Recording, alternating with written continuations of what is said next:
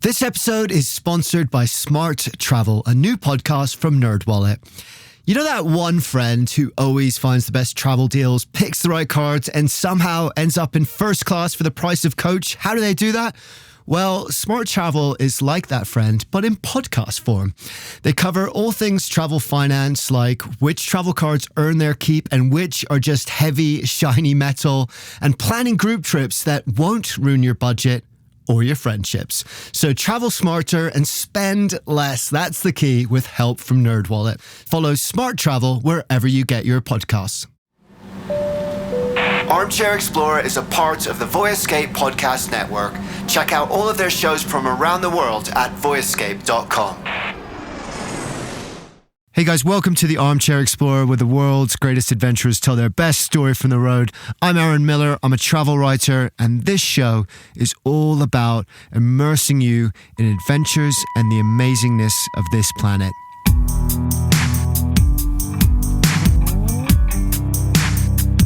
Today we welcome a guest who has truly changed the world. Praveen Moman is one of the world's leading conservationists. He's a visionary in his field, and he has helped to protect one of the most critically endangered animals on the planet, the mountain gorilla.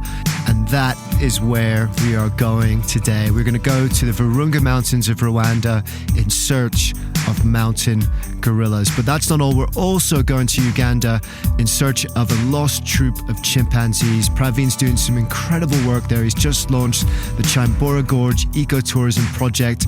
It was such an honor to hear all about it and hear about the incredible, inspiring work that he does, and to also go and see these two amazing animals, our distant ancestors, up close with Praveen. He's an incredibly articulate and inspiring guy, and he's just a lovely, lovely bloke. It was amazing to hang out with him. So if you are ready to hang out with him too, if you're ready to go and experience not one, but two of the world's greatest wildlife experiences, then strap on your boots, because I'm ready to.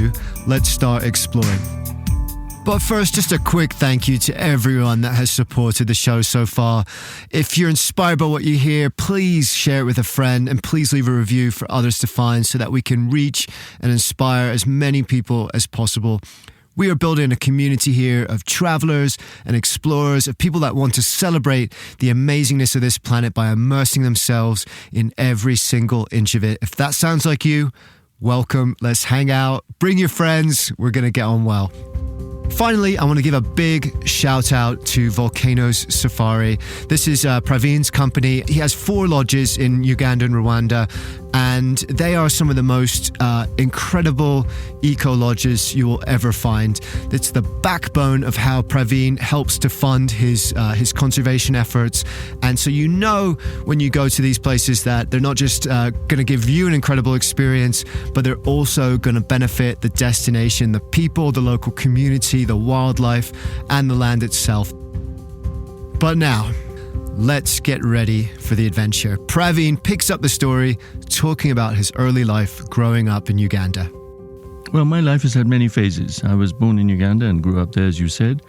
And as a child, my father took us to all the different parts of Uganda regularly.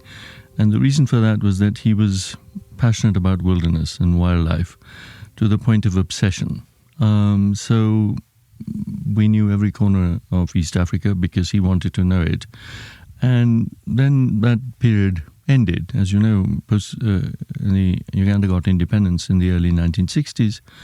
And by 1972, there were all these changes when the Amin government said that people who were not Ugandan and who were Indian or white shouldn't be there, and they got expelled. So it was quite a major change for our family and quite a dramatic change to move on to the UK. So Praveen was forced to leave his idyllic childhood exploring these beautiful landscapes of Uganda. He was 16 years old. It was the early 1970s. The Idi Amin government expelled all Asians and Europeans from the country, and he and his family became refugees. They left for London and left everything they knew behind. It was a tough time. He thought he had lost his connection to Africa forever.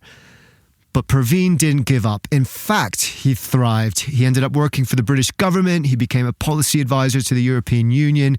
He worked for the European Parliament. He had a hugely successful career that spanned more than 2 decades. But Africa, that Africa of his childhood, the Western Rift Valley, one of the most pristine and beautiful places on earth, filled with vast plains and mountains and crater lakes and forests and animals of every variety, was always in his heart. It called to him, it never left him. And then, in the 1990s, an opportunity arose, and he knew it was time to go home. About 20 odd years ago, I started rediscovering Uganda and thinking, well, things were settling down again. And even though I lived in London, how could I relaunch tourism since it was such a rich and special area? And so towards the end of the 90s is when I started looking at this area. Unfortunately, the timing wasn't initially very good because the area went into several years of conflict. Okay, that's a huge understatement. The Rwandan Civil War lasted from 1990 to 1994. It was one of the 20th century's most bloody and just absolutely horrific conflicts. It ended with a genocide that killed 800,000 ethnic Tutsis in only 100 days. This was friends killing friends, neighbors killing each other. The country was absolutely devastated, and so was the whole region, including Uganda, Rwanda's neighbor, who was intimately wrapped up in this brutal, brutal civil war, which spilled out across its borders. More than 2 million people fled the country, and the conflict continued even after that genocide for a number of years. This was a situation that Praveen inherited when he decided to return to his beloved homeland.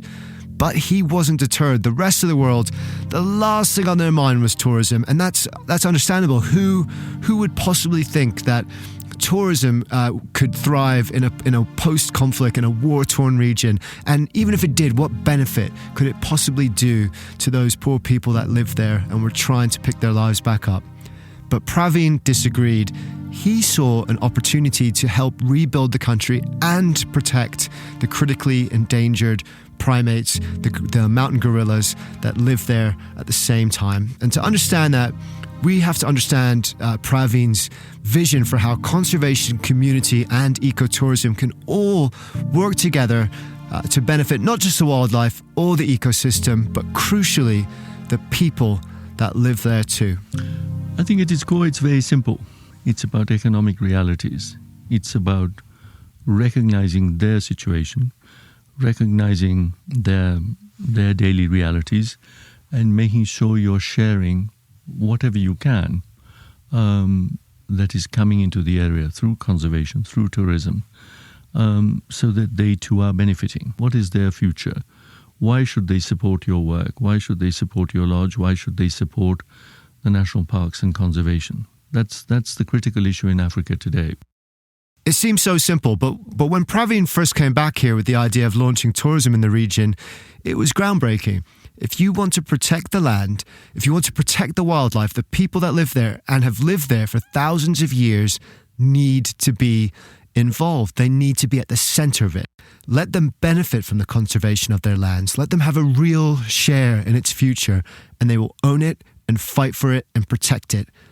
And that's exactly what happened. So in 1997, he quit his job, he left London, he left this kind of high-flying career, went to Uganda, moved to Kampala, and built a lodge and just went for it. And people thought he was crazy, the timing was off, but he did it. And then in 2000, he did something even crazier. He started taking people to Rwanda. He was the first company in the world to do that. And a few years later, he built his first lodge there, the Virunga Lodge. And though he doesn't say it in the interview, he's too modest to do so. What he did helped to change the future of that country because it helped to change the image of that country. Rwanda went from a post-conflict zone to something that was probably closer to his childhood memories of that place. A lost paradise, a true paradise where one of the world's most fascinating and incredible creatures makes their home. And we're going to go and visit them. But first, let's set the scene. So as a child, as I said, I traveled everywhere, including this area in western Uganda, where there is a whole series of game parks or wildlife parks in what is called the Albertine Rift. And the Albertine Rift is the most biodiverse area in Africa. And every 100 miles or so, there's a new habitat. It's left this very interesting zone that, through the tectonic movements of the earth, has created these different ecosystems and different habitats and different vegetations, and with that, different wildlife. So you have, for example, Murchison Falls, which is a great park around the falls on the River Nile. You have the Rwenzori Mountains. You have the Kibale Forest, which is a major chimp area, and Windy, and the Virungas, for gorillas, of course. And in the middle of Queen Elizabeth National Park is a kind of hidden spot that has its own magic, and that is the Kyambura Gorge. It's like a child's dream, because there you have the savannah of the Queen Elizabeth National Park, and not far away you have the Kazinga Channel that links the two lakes, Albert and George, and flowing into the Kazinga Channel is this river Kyambura, which has created a gorge in the soft part of the earth to create this magical hidden forest. But even more dramatic was a small community of isolated chimpanzees that happened to live in this gorge. These are the lost chimps of Kyambura. These guys have been isolated and completely cut off from the rest of the Queen Elizabeth National Park as a result of deforestation and expansion of the local communities. And as a result of that, they are very, very close to extinction. Like us, chimps are really incredibly social animals. They have one of the most complex social systems in the animal kingdom, which is why it's also so rare to find an isolated community like this. Right now, there's only 27 living in the Kyambura Gorge. And most of the Kyambura Gorge is protected in the Queen Elizabeth National Park, so it's under the control of the Uganda Wildlife Authority. But there's about 3 kilometers that are not in this protected area, and that's the area we have been working to protect and safeguard, and that is called the Kyambura Gorge Ecotourism Project.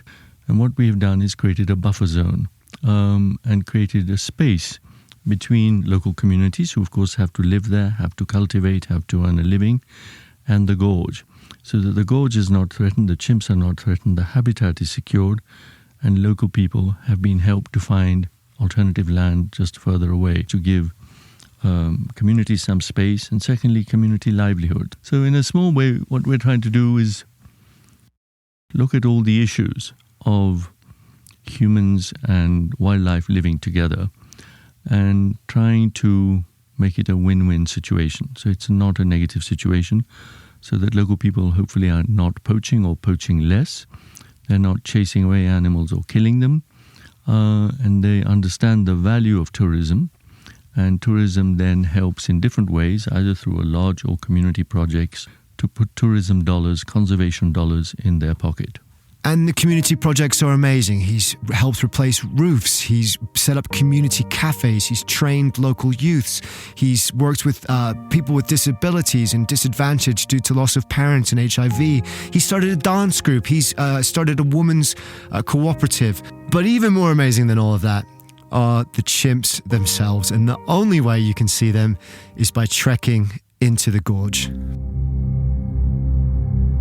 The trackers, the rangers, they will try and pick up the scent. Sometimes you cross the river, sometimes in rather makeshift bridges made from tree trunks, and sometimes in more rudimentary metal bridges. And then suddenly, if you're lucky, you'll hear them more and more. And they too get excited about this. And usually they will want to come and have a look at you. So they will come down from the canopy and somehow come nearer you, just so that they're aware of what's going on. They're generally apprehensive, if you like. So they're watching you, they're coming to see you, sometimes 5 or 10 meters away at its closest, and sometimes from further away. And sometimes they're nonchalant. They're watching you while they're eating, while they're conversing, while they're grooming. So it's a very special experience, because these are wild chimps that have been habituated. These are not chimps in a zoo. They're not tame. They're not coming to you. You're not supposed to touch them or interact with them or feed them. But they're very conscious of your presence. So it's a kind of two-way game. It's not as if it's just that you're looking at them. They're also looking at you, learning from you, and trying to see how to outwit you. The chimpanzee, as you know, is is one of the most intelligent animals on the earth and also one of the most violent. So interacting with the chimp can be quite complicated. And the chimps are very mobile and very agile. So 1 minute they're in the top of the canopy, in the top of a tree, watching what's happening below them, watching if any intruders are coming in, whether humans or others. They're constantly passing messages to others in their community. They're constantly aware that any predators might come and bother them. They very much want to be in control of their area. Of course, chimpanzees, gorillas and bonobos, which is the dwarf chimpanzee, are our closest relatives. And they share about 98% of our DNA. And when you see any of them, any of these species, you have an immediate bond with them and a different bond. So it's a very special experience and one that you don't forget. I just love the idea of trekking into the gorge and then seeing these dark shadows, these shapes in the trees moving around and hearing the leaves rustle and hearing their calls to each other, their warnings. I've always been fascinated with chimpanzees. They're our closest relative. We share something like 98% of our DNA, which just always blows my mind. So I found it surprising. Before I spoke with Praveen, I thought that seeing the chimps, trekking with the chimps, would be the closest connection we could possibly feel with primates. And in some ways that makes sense. But perhaps because they are so close to us, perhaps because we share so much of that DNA, the experience, as Praveen says, is actually pretty intense. They are wary, they are aggressive at times, they want to display control. Basically, they are quite human in all their failings. As he's talking, I kind of imagine it a little bit like walking into a park at night in a rough part of the city, and there's loads of teenagers like drinking and up to no good there. Everything's probably going to be fine. You just kind of get your head down and walk through it, but you're expecting something, aren't you? Your guard is up. Gorillas, surprisingly, because they're the larger animal, I mean, I thought it'd be scarier in many ways, is the opposite. It's like walking into a hippie campfire. Everyone's just sitting around, chilling and singing Kumbaya and being cool. And it's that reason, because it's so chilled and the connection is so intimate and close, that it's perhaps the most amazing and kind of profound primate experience you can have. So we're going to travel now from the Kyambura Gorge in Uganda, pretty much directly south into Rwanda, about 160 miles, to the Virunga volcanoes, these lush mountains, these beautiful forests where the gorillas make their home. The Virungas are almost at the heart of Africa. These are the 8 volcanoes that straddle Uganda, Rwanda, and the DRC. And the mountain gorillas, half the world's mountain gorillas live in the Virunga volcanoes. And the forest is what is called Afro-montane forest. So it's not a thick jungle. It's a very beautiful, kind of wispy, ethereal forest. The temperature is good. The bugs are not a big issue. And the forests are beautiful, and each one is different. They're a bit like your forests you'd have in Vermont. Except with mountain gorillas. I love that. I'm just picturing a slightly overweight elderly American couple with like khaki shorts and socks pulled up to their knees, leaf peeping and eating maple pancakes, and then suddenly a silverback gorilla comes like crashing through the New England undergrowth, banging his fist on his chest. This definitely isn't your typical New England behavior. The forest itself is just magical in itself. Even if there was nothing else, the forests of the Virungas are some of the most unique in the world. Generally, the terrain is not so difficult. Yes, it's a bit muddy. If it's rained a lot, it'll be muddier still. There are tree roots that you've got to think about. But it's not very difficult. So you walk, let's say, from 1 hour to 3 hours, and finally the trackers say, and sometimes longer, the trackers say, well, we now know where they are. Please leave your heavy rucksacks or whatever here. Just have your camera and walk towards the area where the gorillas are. Just imagine that for a second. You're trekking through the forest, you're climbing hills, you're breaking new trails through the bush, your guide is swinging that machete in front of you, and then suddenly he puts his hand up and motions for you to be still. Your heart is beating. Shadows start moving. At first you can't make out what they are, and then you see it, then you know.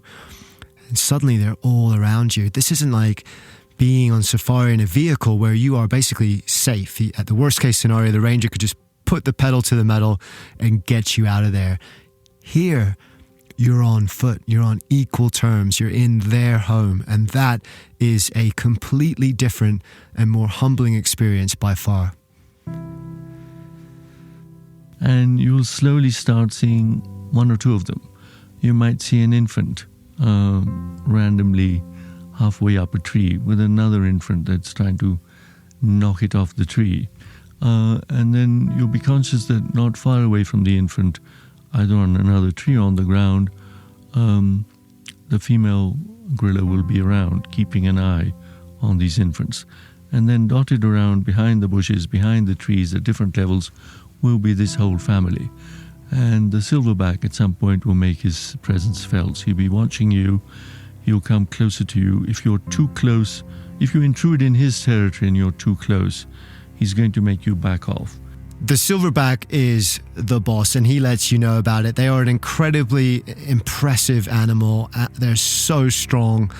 They are so muscly. And the threat display they do when they basically shake the trees and jump around and try and scare the hell out of their rivals is, let's just say, very effective. They know what they're doing. You must be submissive to the silverback. You mustn't threaten them. You mustn't be in their space. But having said that, I've been in many situations where a silverback abruptly passes by you and touches you and almost pushes you out of the way because he's showing that he's the one in charge of this area and you need to respect that. Otherwise, it's a very easygoing reaction. And again, they're very curious. They look at you. And they're looking for fun, especially the infants. They're not aggressive. They're not looking for trouble. They're not, they're not the bad people of the neighborhood, so to speak. They just kind of want to get on with their life, which seems to be a lot of their life, daily life, is spent chomping away at this vast amount of green stuff that they have to eat. So that is what I think is the most beautiful aspect of this, that it's very low-key, and it's important to respect that. Praveen's right. It is a very special and unique wildlife experience, partly, as he says, because it's relaxed, right? There's not the intensity and wariness of the chimps or other African wildlife, for that matter, like lions and hippos and rhinos, where there's always that sense of immediate danger and potential threat. There just isn't that with the gorillas. They're just much more welcoming and accepting than that. And that allows this incredible proximity. Just imagine sitting there quietly on the forest floor as a 400-pound silverback gorilla brushes past you, as their babies come up curious and start to play, or as the troop climbs down from the trees and slowly surrounds you, not in a threatening, aggressive way, but in a curious way. They are looking at us in the same way we are looking at them. They see what we see, and that's what's the most amazing thing. The gorillas, yes, sometimes, there's obviously all the King Kong stories and all that, but the gorillas are fundamentally very peaceful and very docile and don't move a lot. I often tease people at audiences when I speak that gorillas are like an American family marooned in the forest, and they're sitting watching their own television and eating popcorn. And that's what it feels like, a group of gorillas from anything up to, say, 10 to 30 individuals are just randomly munching their way through wild celery and bamboo and ants and playing around and mucking around. So it's a very, very beautiful, very natural experience. And there are many, beautiful wildlife experiences in the world.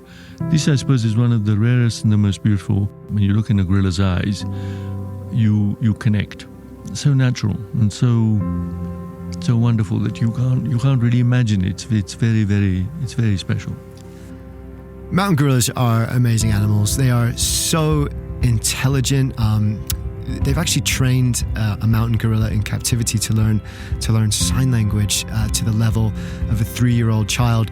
And if you have a child or you've ever been around a 3-year-old child, that's amazing. Trust me, they know how to express themselves, and they're more like us than they're not. They have these strong family bonds. They're playful. They're playful with their young. Their young are curious. Basically, they're just like us. They're more like us than not. And to see one up close is more than just a wildlife experience. It's a moment where you understand immediately, in that instant, our bond, our existential bond. When we look in their eyes, we see ourselves reflected back.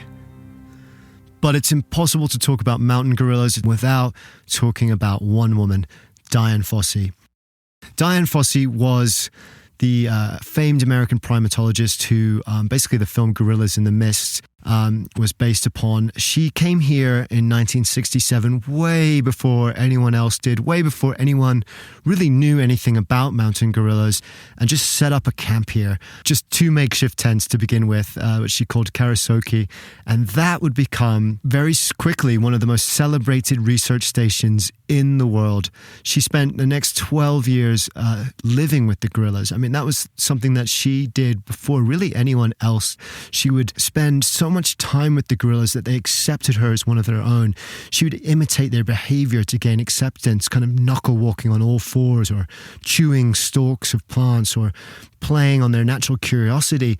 But at the same time, what she did was she publicized to the whole world that these gentle giants weren't King Kongs. They were, in fact, very benign and gentle and wonderful and surprisingly intelligent creatures. They weren't this feared monster that previous generations had made out. They were, of course, our distant cousins and something to be respected and protected. But what's amazing about Dian Fossey is, as well as being just an incredible researcher and publicist of the mountain gorilla plight, she was also an activist. She took matters into her own hands, taking on the poachers, taking on the cattle herders who were clearing the forest. She took them all on with these increasingly severe tactics, burning snares, self-funding anti-poaching units. She would even wear masks and kind of played up to this image of her as this white witch who came to protect the mountain gorillas. But all that came at a terrible, terrible price. On the 27th of December, 1985, Dian Fossey was found murdered in the cabin of her research station. There was evidence of forced entry, but no signs that any robbery had been committed, and the killer has still never been found. But though Dian's work was so influential, and without her, the mountain gorillas may not exist today, those were desperate, desperate times. There were less than 300 mountain gorillas in the wild when Dian Fossey first came to the Virunga Mountains. But her philosophy on how to protect them was fundamentally different to Praveen's. Dian Fossey, when she worked with the gorillas, wasn't very convinced that tourism was a good thing. She said if there's tourism, it'll cause health and stress issues for the gorillas. So she was reluctant to have it. It did start in her time, and now, of course, it's continued from the mid-80s to today, 35 years later. Well, having been a practitioner of gorilla and chimpanzee tourism for 20-odd years, and having pioneered this work in our different lodges, all I can say is that sensitive and controlled tourism is essential for the survival of the gorillas. And the reason for that is if there's no tourism, they don't have an economic value. So there's no reason why the local people will keep the forests and the gorillas to survive. They're a nuisance to them. But if you provide this economic value, then there's a reason for them to support the gorillas. But this must be controlled in a very sensitive way. Because if there's too much tourism, too much exposure, if there are too many negative aspects about stress and health, then the gorillas will suffer. So it's a very delicate balance. It is a delicate balance, but since Dian Fossey's day, gorilla numbers are on the rise from 300 to just now over 800 in the region, and their future is cautiously, very, very cautiously optimistic. Rwanda is on the rise too. It's now recognized as a world leader in sustainable wildlife tourism with the model, Praveen's model, that is now being copied around the world. The scars of that terrible war are still there, but the next generation has something now that they never had before: hope. And that is a powerful thing. But that delicate balance is also one of the issues that we have throughout the world of travel and adventure. It got me thinking too. So right at the end, I asked Praveen about what the future of travel was for him and why it was important and how we can better understand and protect this delicate balance of needs moving forward. Here's what he said. Well, I think it's each of us will have our own reason to travel. One, of course, is to explore new cultures, new parts of the world, new ecosystems, to have a break, to relax. But often, of course, travel is in search of oneself, isn't it? What is one's place in the world? What is one trying to do? And wider issues about what humanity is doing. And one of the quotes that I saw many years ago was from a very famous traveler called Ibn Battuta. And Ibn Battuta was a Moroccan living on the northwestern side of Africa. And he was one of the earliest global travelers in the 14th century. And he went from Morocco through North Africa to Middle East, to India and China, and to some parts of Europe. And so he was a very impressive man, and also an interesting man because he did the travel before most of the European explorers. He saw most of the known world by land in the 14th century. He said to him, travel meant kinship with humanity. And I thought that was such a powerful phrase. Because otherwise you can go to the end of the world, you can of course, pamper yourself and be egotistical about yourself and have more and more to eat and do many activities. But unless you're relating well to your surroundings and especially to the people, it's not going to be such a strong experience. And then there is this question, as you say, what does humanity mean? Well, it's many different layers of it. I mean, certainly in my work, in my life, some of the powerful influences that I've had concerning humanity are the comments of Mahatma Gandhi in relation to people who are less off than oneself, and people like Guru Nanak, the first Sikh guru from the 15th century. And they have very profound comments of how you need to relate with humanity. And I think these issues matter to us today, to be respectful to foreign cultures, to learn from them, to share with them. And as you know, the South Africans have this concept of Ubuntu, that by sharing together, the sharing is much greater. So I think these things are sometimes forgotten, but they are the key to our experiences. But there is this whole question of how we're relating to the planet, to the earth, to the other wildlife on it, to people like indigenous communities. And I think that should be even more important and central in our thinking about travel. Because if we're not respectful to all these different components of the earth, we're not doing ourselves a service.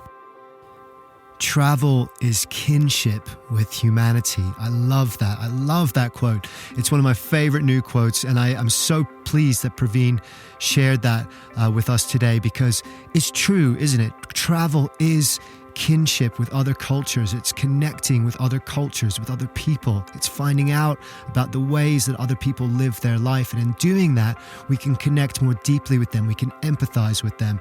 And perhaps we can learn to empathize with the planet as a whole, with wildlife, with the mountain gorillas and other animals that need our empathy right now. I love that quote so much. That is what this show is all about. Thank you, Praveen. Thank you so much for this inspiring adventure and for the continued work that you do. And I just want to recognize some of that work. If you're interested in doing any of this yourself, please check out volcanosafari.com. That's his website. There really is no better way to see mountain gorillas in the wild. And you know that your money, it's expensive. It's not for all budgets, that's for sure. But you know that your money is going to good. It's going to help the gorillas. It's going to help the local communities. And he has now 4 lodges across Uganda and Rwanda. And so you can combine the mountain gorillas and the Kyambura chimps all in one incredible adventure. I really hope that one day I can do that too. Also in the show notes, I'm going to put up some more info about the nonprofit work they do and how you can get involved, as well as more about this incredible Kyambura Gorge ecotourism project. Please check that out to see how you can support creating this buffer zone that needs to be created. Finally, Praveen and I both wanted to highlight the Diane Fossey Gorilla Fund for the important research they continue to do in Diane's name. Go to gorillafund.org to find out more about how you can be part of helping to protect this incredible animal. And to all of you, thank you so much for listening. Thank you so much for hanging out. Remember, if you like this show, please help support it by sharing it with your friends and fellow explorers. We really want to inspire as many people as we can to fall in love with the outdoors, to fall in love with this incredible planet of ours. armchair-explorer.com is the website. @Aaron M. Writer is the social media. Please subscribe, leave a review, sign up to our newsletter. But most of all, keep exploring, because the more we look for wonder in the world, the more the wonder of the world becomes a part of who we are. Dare to be truly alive. Quick question. Do you want travel tips from people who have actually been there? Our show is co-hosted by Tim Johnson, an award-winning travel journalist who's been to more than 145 countries around the world. And I'm David Brody, the other co-host who's been travel podcasting for 20 years while traveling to 50-plus countries around the world. In about 10 or 20 minutes per show, we break down a destination with the kind of insight you usually only get from long guidebooks or hours of research. So if you want expert advice, zero fluff, and travel inspiration that you can actually use, search for Travel in 10 wherever you listen to podcasts, or you can also find us at boyescape.com. Hi, I'm Pauline Fromer, host of the Fromer's Travel Podcast. We post new episodes weekly, detailing the kinds of money-saving tips and cultural insights that will make your trips richer without making you significantly poorer. We do so by interviewing real travel experts like TV host Samantha Brown, Fromer's authors from around the globe, and such public figures as Free Solo's Alex Honnold. It's a fun travel party. I hope you can join us.